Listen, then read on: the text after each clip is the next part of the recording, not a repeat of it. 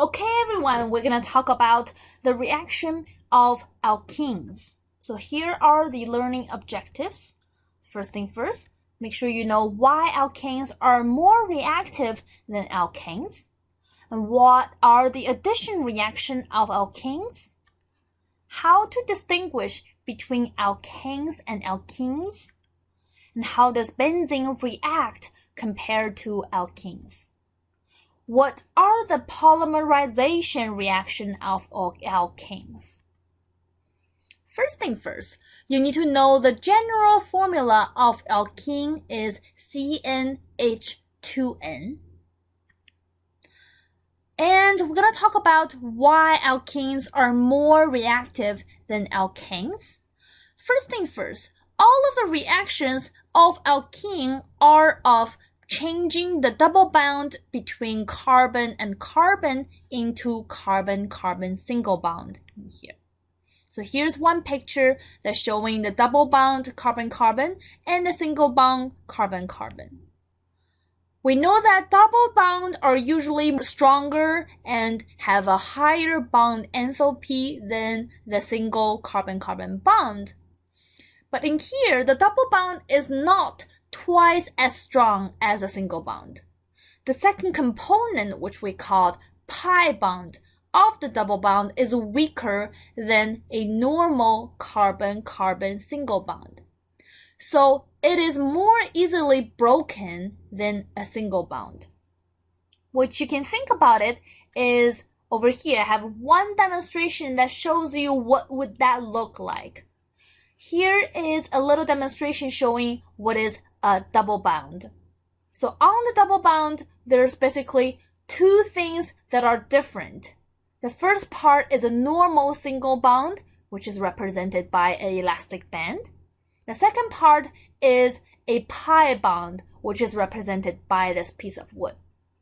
So if I were to try to have this bond to react, which means that I try to knock off the elastic band or the wood piece of wood, and I put my hand and I try to chop them. If I chop them, this piece of wood will fall off, but elastic band will still remain the same because the piece of wood is not as strong or not as steady than the elastic band which is placed on my hand. So in this case, it is much easier to take off the wood or knock off the wood off this hand. In another word, in a chemistry kind of sense, it means that it will be easier to change my double bond into the single bond. But still, it will be very hard to have the single bond being broken. Of why alkenes are more reactive than alkanes are because the double bond in between the alkenes have usually 4 electrons, which means it has a much higher electron density. So it attracts a special species called electrophils. Electrophils are species which is a positive ion or the positive end of a dipole that is attracted to a region of high electron density and usually accept a pair of electrons to form a covalent bond. So here is my double bond. Have a lot of electron density over here compared to the single bond. So a lot of things that are positive will be likely to come over and take those electrons away or form covalent bond with those electrons. The reactions of alkene that you need to know are the addition reactions and the polymerization reactions. So first thing first, the addition reaction is a molecule can be added across the double bond, the carbon-carbon double bond, changing it into a carbon-carbon single bond. Here is a general equation that describes the addition reaction. So on the left-hand side, I have my alkene, and over here, the XY molecule describes the molecule that will be reacted with the double bond. So you can think about it as the XY molecule come close to this double bond, and the X molecule will come over here with one electron and breaks this carbon-carbon double bond and forming a new bond in between the carbon and the X atom. What you can think about it is the X and the Y will come over here with broken bonds, which means that each of them will hold one singular electrons. And let's say that they make the double bond, or they make one of the bond of carbon-carbon double bond broke, which means that this carbon will have one extra electron and this other carbon will have one extra electron. So this one extra electron belongs to this carbon, which can form a new bond in between this carbon and the X. And this other electron, which belongs to this carbon, can form a new bond with Y in here, which means that the X and the Y can both be added onto the carbon and carbon in here. What you need to know is that it doesn't matter which way the molecule is added. It is the same if the X and Y would swap position. And also, XY molecule, which are the molecule that can react with alkene, can be halogens, can be water, can be hydrogen, and hydrogen halide. As you can see that hydrogen in here is H2, which means that you will have two of the same atom can be added onto the alkene in here.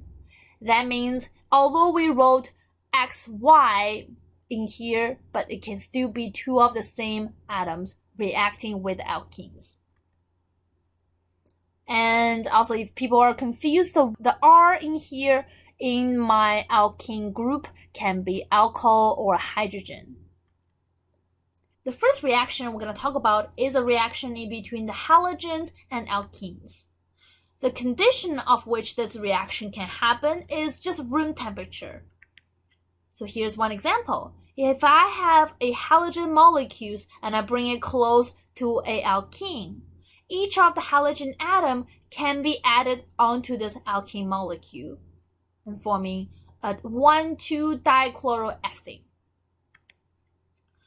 The second reaction that we're going to talk about is the hydrogen. Hydrogen can be added onto the alkene. And the condition of which is usually you will need to have a catalyst, such as a nickel, and this reaction is always called hydrogenation. The final product of this reaction is a alkane, alkane. As you can see over here, if I have a propene reacting with hydrogen under catalyst condition, my hydrogen will basically destroy the carbon-carbon double bond and forming only carbon-carbon single bond added onto each of the carbon and forming my propane in here. The third piece of molecule that can react with alkene is water. As you know that water can be written as hydrogen and a hydroxide, so H and OH. That's basically what the X and the Y could be. We need concentrated sulfuric acid as a catalyst to help this reaction to get going, and then we need to heat it up the reaction to help the reaction to happen. The final product of this reaction is alcohol.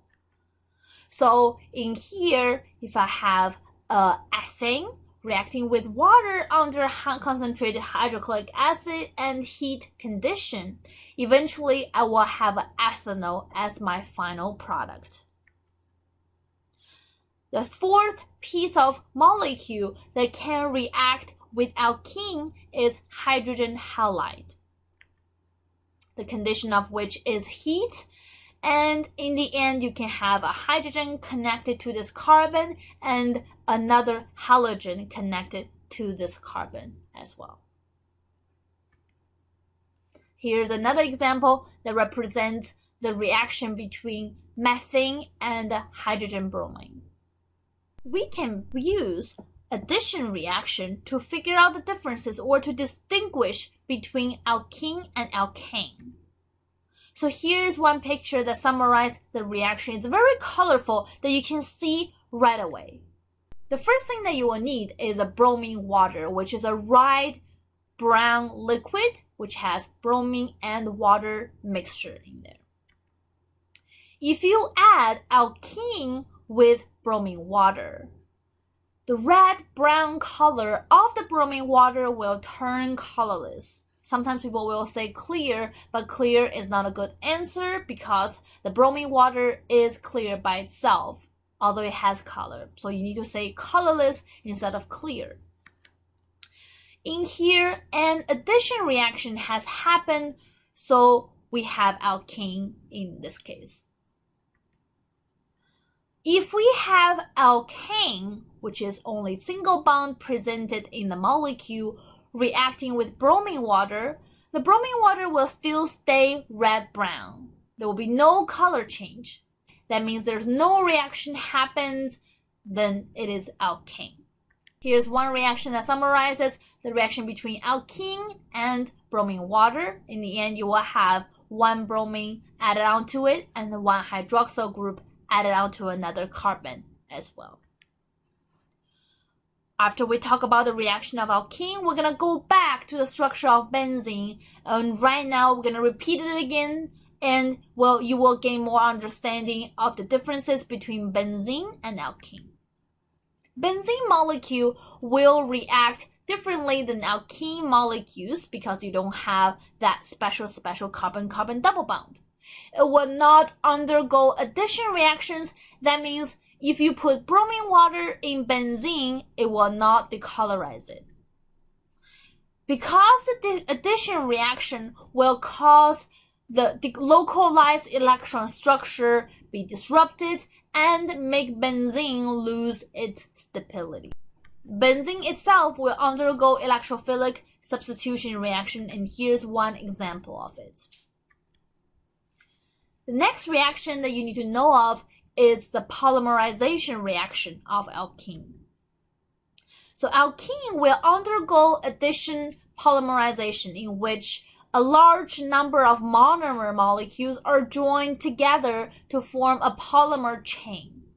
Monomers are small molecules that can be bonded to another identical molecules to form a polymer. Okay, here's one example of a monomer and a polymer. So monomer are the things that are very small and they join, attach to each other and unfold and becomes a polymer.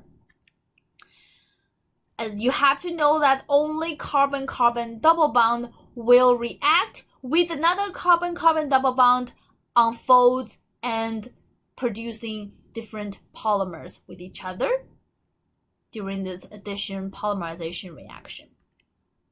The first thing we're going to talk about is something that you are pretty familiar with in your everyday life, the chemicals that makes up for plastic bags. And you need to know that the polymers are named based on the monomer that made it. So you can take a guess of who makes this polyethylene. And polyethylene are made by ethane. Under special condition, which is high temperature, high pressure, you need catalysts as well. So here is a structure of ethane. I put an N over here to indicate you need a lot of them to make polyethylene. Under special condition, something will happen. Well, right now I'm going to talk about what happens, especially in a molecular structure, when different ethane are placed together under certain conditions. So here's a Lewis-Stock structure of ethane. If I put another ethane right beside it, you will see that this dot or this electron of this ethane can unfold and comes to this side. Same thing on the other ethane molecule. This electron from the double bond can come to the other side and form a bond with the first ethane molecule. Same thing going on over here. If I add another ethane right beside the second ethane, this electron, which hasn't been used in the first scenario, can come to the other side and react with the other electron from the third ethane molecule and form a bond. And if I add more and more ethane onto this chain, you will form a large chain which looks like this, essentially. and we do not want to draw this huge long chain, so here's one way to shorten it. We can essentially draw this polyethylene, which looks like this. You can take any one of the adjacent carbons and draw their hydrogens, put dashes out, and then put a little bracket around it. Place an N in here indicating there's many of them connecting with each other. This will also be a structure of polyethylene. The second piece of reaction that you always have seen in your everyday life as well, which creates PVC pipes. PVC-R stands for polyvinyl chloride. A standard name for PVC is polychloroethene. So the monomer that makes polychloroethene is chloroethene. And here is a chloroethene, and afterwards you will make this chloride repeated pattern in here. And we can take the repeating unit in this structure, which is a carbon connecting with 2 hydrogen and a carbon connecting with a chlorine and another hydrogen, place them in a bracket and place an N beside it, indicating there's many of these to connect together. So in the bracket, once again, are the repeating units of polychloroethene. Many of them are joined together to make a polymer chain. The next one we're going to talk about is polypropane, which makes your food container Tupperware, basically. Polypropane are made of propane. Here's the structure of propane as well. Some mistakes that people always make is that they always put the carbon or this methyl group inside of the chain. You need to know that only the carbon-carbon double bond unit will react with each other. So the methyl group attached to the unit does not become inside of the chain. You have to put it outside, just like before, and place it sideways with each other. Here's another way to draw polypropane as well. You can use the condensed structural formula, which writes CH2 and CH, a bracket in here indicating there's a little branch, and then another bracket with an N placed beside it, indicating there's many of them.